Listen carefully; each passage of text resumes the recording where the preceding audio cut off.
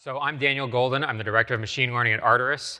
Arteris is a San Francisco-based startup that is focused on using the combination of cloud computation and artificial intelligence to make radiology faster and more accurate. And today I'm going to be presenting work done primarily by another member of my team, Sean Saul, who has been working on a deep learning-based method for volumetric segmentation of liver lesions in MRI. So Arteris has been around in some shape or form since 2013, and we've had a few breakthroughs in that time that we're particularly proud of. Our first, starting from left to right here, we were the first company to introduce 4D flow, a novel method of cardiac imaging that combines both anatomical imaging plus computationally assessed flow information in the heart. We were the first company to introduce a cloud-based deep learning application that was cleared by the FDA for clinical use in early 2016. Is that right? 2017, sorry. We have a full web-based UI for assessing radiological images and a privacy solution that ensures that protected health information is not sent to the cloud, that resides still in the hospital, and only pixel data is sent to the cloud for processing, so alleviating a lot of privacy concerns. And we also received, in early 2018, the first ever FDA clearance for a broad, deep learning-based oncology lesion segmentation application. So the utility of cloud-based computation compared to the status quo in medical imaging has many different aspects to it. So today, essentially all of the IT infrastructure in hospitals is contained on premises within the hospital, primarily due to privacy concerns, but also just because it's a legacy technology. And that means that for specialized applications such as cardiac imaging, liver imaging, and so on, there are workstations that are purchased that are physical machines that sit inside the hospital that are either installed in server racks or installed in radiology reading rooms. There are separate viewer machines. These are, again, completely separate computers, typically, as well as separate PACS systems for storage. So there are a lot of different systems that sort of loosely operate, communicating with each other, that all require a physical presence within the hospital. So the big advantage of Arteris is how we have moved a lot of that infrastructure to the cloud. There are some things such as a PACS that would still remain within the hospital as sort of the copy of record of these medical studies, but most of the computation, storage, organization, artificial intelligence, and workflow is now able to move to the cloud through our technologies and the technologies of similar companies that are cloud-based. So within the cloud, we have storage of medical data, leveraging AWS for a lot of that, viewing of the data. There are actual UIs built with HTML5 that allow you to view the images, scroll through them, et cetera, the same way they would do with a local PACS. We have different applications or apps with artificial intelligence. So for example, I'll have a slide on this later, but separate things for cardiac MR post-processing, liver MR post-processing, and others, which I'll get into the details of. Reporting within the cloud, as well as one of the biggest advantages of the cloud for many different applications, which is collaboration. We know with Gmail, with Google Docs, and many other services, collaboration is a big part of the appeal of those different tools. And we're bringing that same level of collaboration to medical images for radiologists and other doctors to be able to share images, comment on them, and so on, without the traditional method they use, which literally often involves taking cell phone camera pictures of their screens and emailing them to their colleagues. So we're doing that better now with cloud computation. So we have developed a platform which we call MICA. It stands for Medical Imaging Cloud AI, because it has all those aspects to it. It has a few different foundational pieces. Cloud computation, which I've mentioned, deep learning and artificial intelligence, everything web-based, meaning a web-based UI. Patient privacy being built in from the beginning to ensure that we store minimal, if any, protected health information. And then this collaboration, which I referred to earlier. So a few numbers that kind of describe Arteris in a nutshell. We have processed over 45,000 patient cases. We have 200 active physicians on our network spread across about 100 hospitals. We have regulatory approval to sell in 95 different countries, many of them in the EU, but many outside the EU as well. 6 FDA Class 2 clearances, including for some of the things I've mentioned already. 5 offices in the US, Canada, Europe, and China, including our headquarters in San Francisco, about 100 employees, and we've received $45 million in venture funding. So a little bit about the different applications that we have, and then I'll focus the remainder of the talk specifically on the liver application.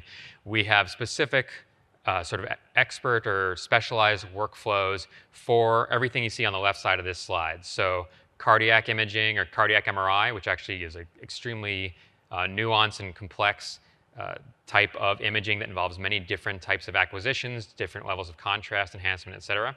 We have lung imaging with CT, liver imaging with MRI, and a general cross-purpose viewer for all the different applications that we don't have specialized workflows for, so that radiologists can view the medical images of any different type, CT, MR, PET, ultrasound, et cetera, without any additional effort required to develop those applications on our part. And then in the future, this is an example of things we're thinking about in the future. Not all of these are under active development, but a lot are under consideration, including some that are not described here. But breast imaging specifically with mammography, chest x-rays, chest CTs, and this can be for oncology applications or for interstitial lung disease and other applications there, as well as neurological applications are things we're thinking about for the future.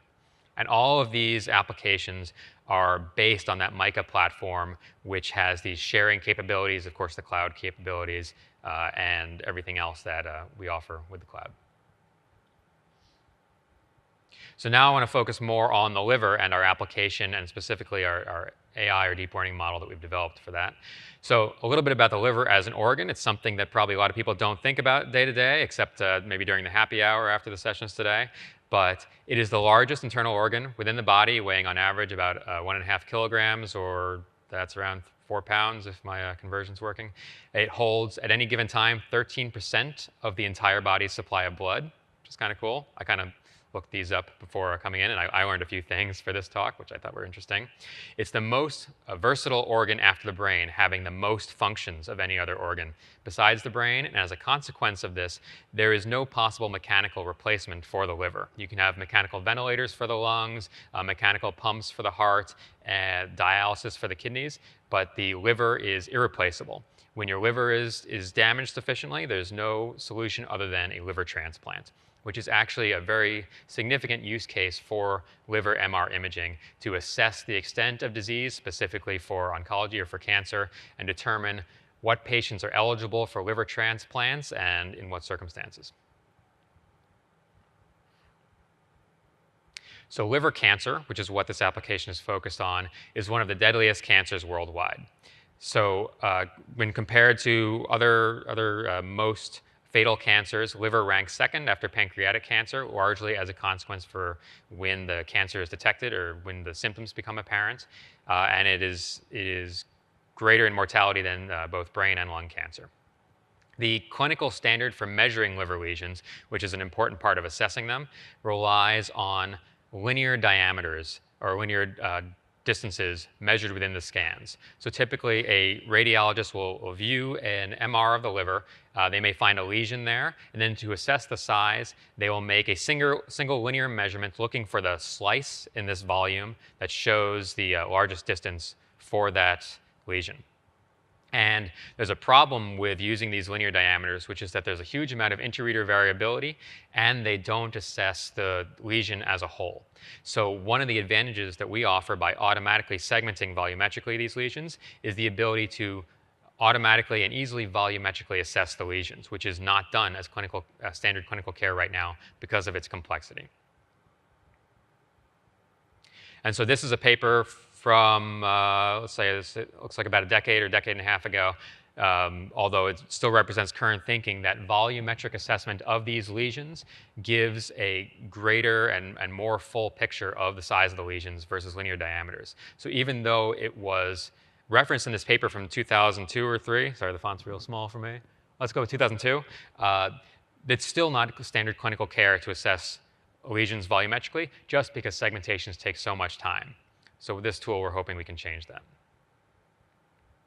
So this is a couple of examples showing why linear dimensions or linear diameters can be misleading as a measure of lesion size. These two lesions shown on the left over here both have a longest linear diameter of 25 millimeters, but you can see that the lesion shapes are extremely different. And these different shapes of the lesions may represent different underlying pathologies and different levels of concern for those lesions, which is not properly captured in that linear diameter measurement. And so that top lesion, the total volume is 3.5 milliliters, but the bottom lesion is twice the size at 7 milliliters. So the radiologist should be more concerned about that bottom lesion because of its increased size. It's taking up an increased fraction of the liver, but they won't get that information from the linear dimension. The standard guideline for assessing liver lesions is called LIRADS, which stands for the Liver Radiology and, oh man, this is embarrassing for me. It's not detection system, but can anyone shout out who knows what the D is? Okay, regardless, it is a standardized system for assessing the severity of liver lesions, particularly how likely they are to be cancer.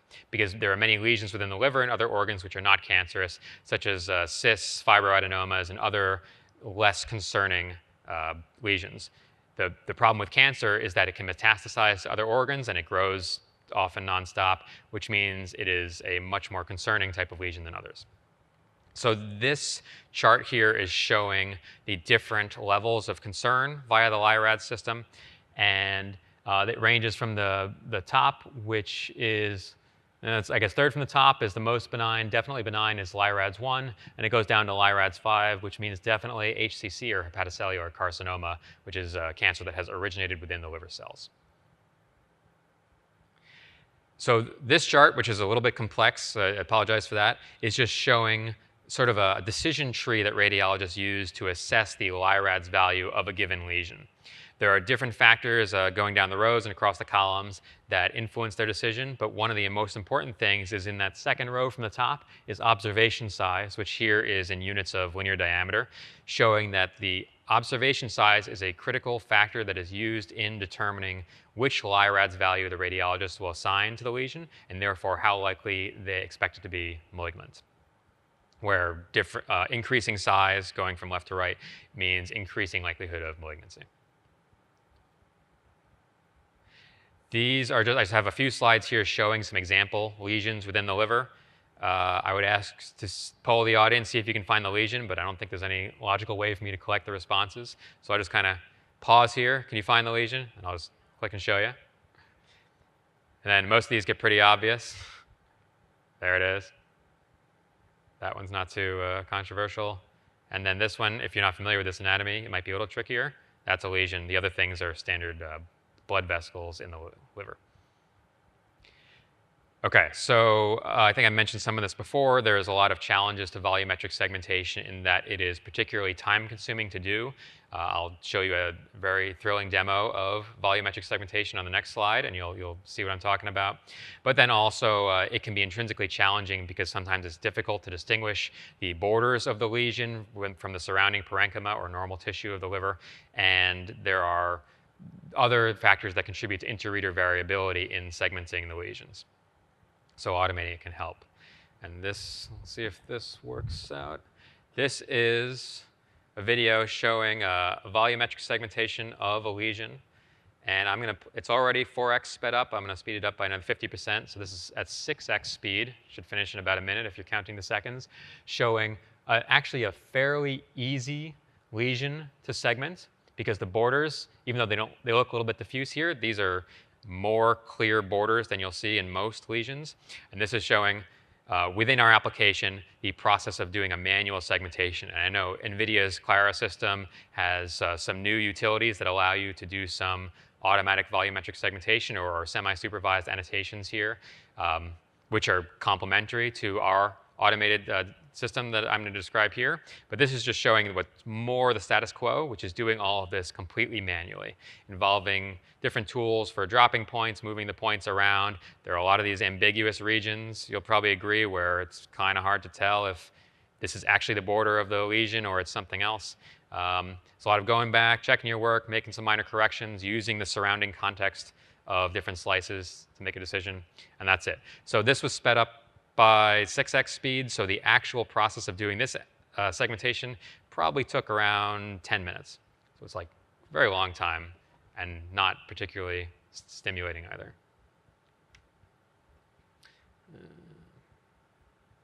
think I pressed the wrong button. Stand by 1 second. I'm in some sort of YouTube place here.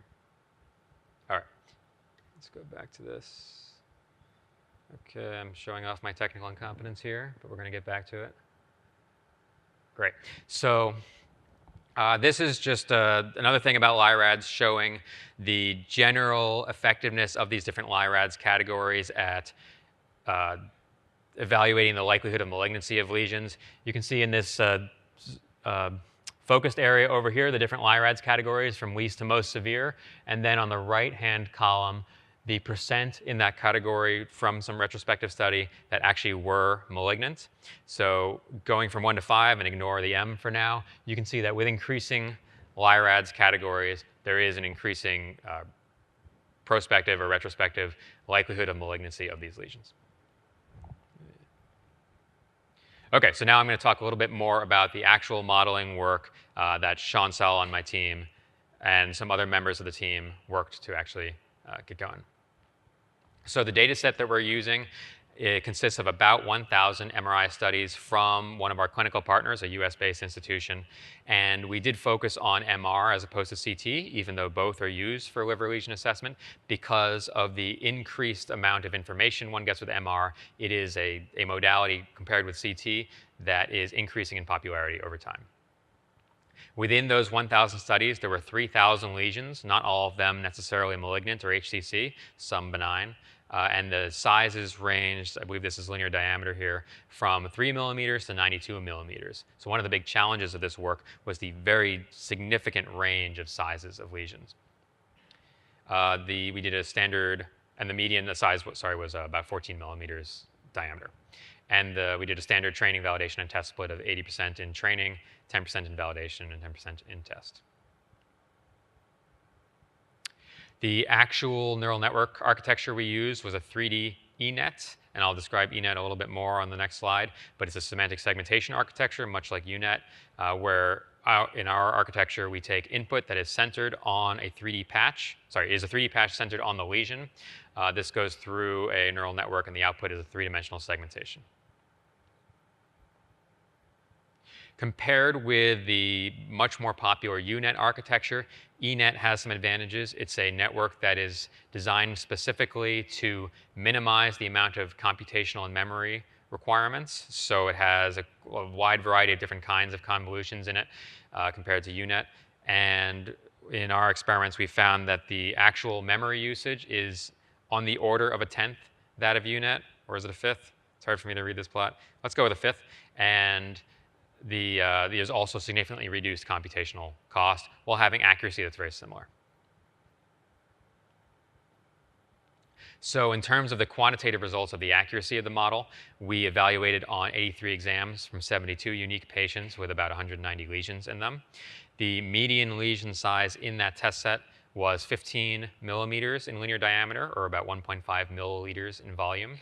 And the results showed a median linear diameter error of about 1.5 millimeters, so that's about a 10% error on average, and a median volume error of 220 milliliters. So that is a slightly higher, maybe that's 12 or 13% error for the volume, which is expected because of the additional dimensionality of volumes. The same amount of error translates to a greater relative volume error.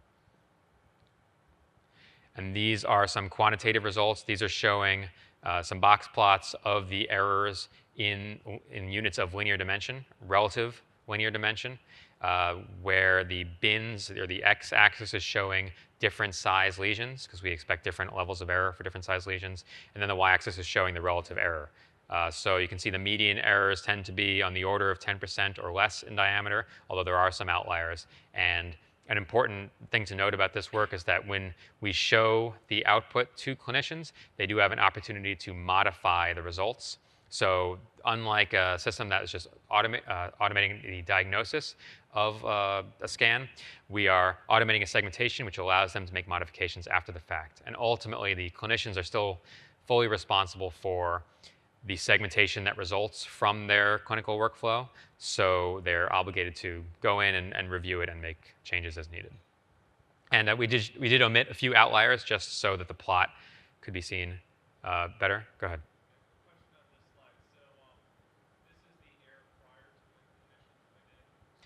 That's right. So this is the raw output of the model, as if the model were going to be used in a fully automated sense, but clinicians can further, after these results, go in and make modifications as needed. And then also some results on the relative volume error. Again, the percent tends to be a little bit higher. There's 25% roughly median volume error, although that's down a little bit for larger lesions. Smaller lesions tend to be a little bit more fundamentally ambiguous. And that's just a consequence, again, of a situation where the same amount of error results in a greater fractional volume error than linear diameter error. So that I should also note that the error comes from two different places. One is from the model not performing as well as potentially it could. And then there's also interreader variability inherent in the ground truth. So at least some of this error we expect to come from the fact that the ground truth is fundamentally ambiguous, and you can consider that errors in the ground truth as well. Here are some qualitative results of the segmentation. This is showing a single lesion with multiple two-dimensional slices taken from the three-dimensional volumes. So maybe the apex of the lesion is in the upper left, and the uppermost part of the lesion is in the lower right. And you kind of walk through first the top, then the next row, and so on, showing just to get a feel for what the segmentation results look like. And this lesion actually is pretty interesting in that it's fairly heterogeneous. So you can see there are some brighter and some darker parts of the lesion, which is quite common for HCC lesions, where the segmentation, because it's trained using deep learning, is able to overall segment this lesion, where maybe a more traditional method based on thresholding or active contours or something would struggle with this because of the differences in intensity levels within the lesion. And then a comparison of the results from the model to ground truth. This is a different lesion, again, multiple slices taken from a single volume, showing qualitatively how well the model compares to an expert clinician annotator. And you could, I know the borders are a little bit thick, so you maybe would need more information to fully assess this, but you'll probably agree that there are some differences between the model's output and the clinician's annotation, but those differences might not be meaningful. They might just be within normal interreader variability. And this is, although this is of course a cherry-picked example, this is typical of a lot of the results we've seen.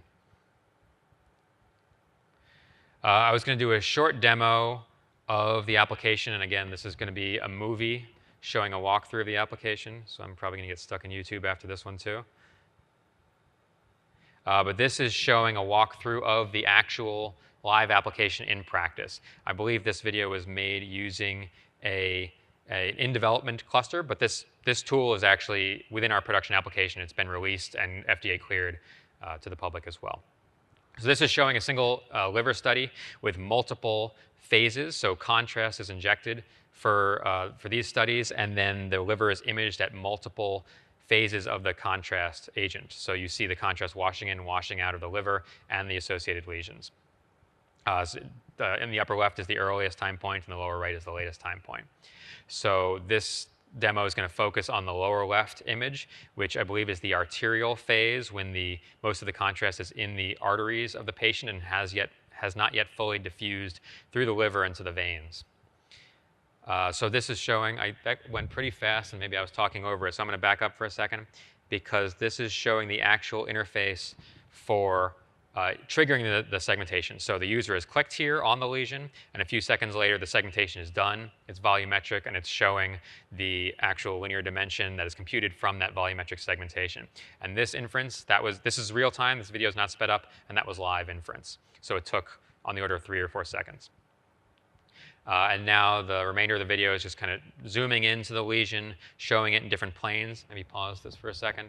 This is showing this same lesion in different planes that are reformatted from the original acquisition. So in the upper left is the original acquisition, which was acquired axially, which means slices where if the patient were standing, it'd be slices parallel to the floor. And then the upper right and the lower left are different reformats of that study, where you've taken, on the upper right, a coronal view with slices kind of like this, and on the left, an axial view where the slices would be kind of like this, where the resolution is typically a little bit more poor in those other planes. But the segmentation is volumetric, and you can see the segmentation in those other planes. And the lower right is a 3D rendering, which is kind of cool, but you can ignore for this demo. And then this is now showing the workflow that a radiologist would use to assess the lesion in terms of its LIRAD score. So our LIRADS panel is on the right side of the screen, and this is showing the user going through, looking at the lesion in more detail, volumetrically, and then they'll go through on the right-hand panel and note some characteristics of the lesion, and that will ultimately assign it a LIRAD score. Or maybe we did that already. I think actually I did that already. I must have passed over it. But maybe I'll quickly show that one more time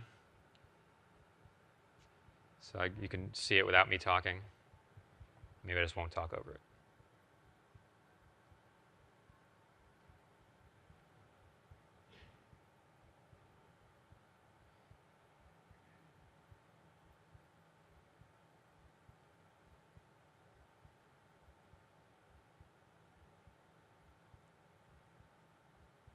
So just slice scrolling through the study. Zooming in on the lesion.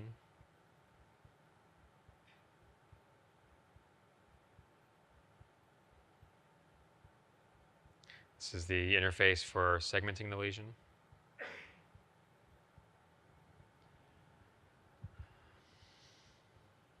And that line there is the linear diameter that was calculated. Then focusing on just the single series from that study. So the other series are hidden now.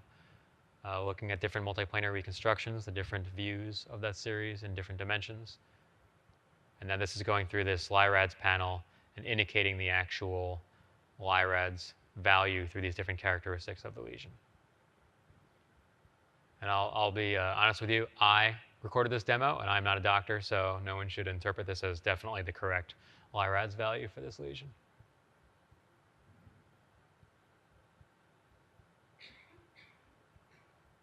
At least I'm not a real doctor.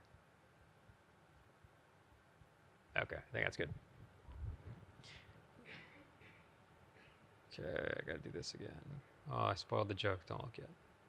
Okay, so implementation details. So this is to see if you're paying attention. I really ruined this joke actually. The joke is that we did this on a Riva TNT2 Pro GPU, but if you've been around for a while, you know that GPU is 20 years old. That's not a real GPU.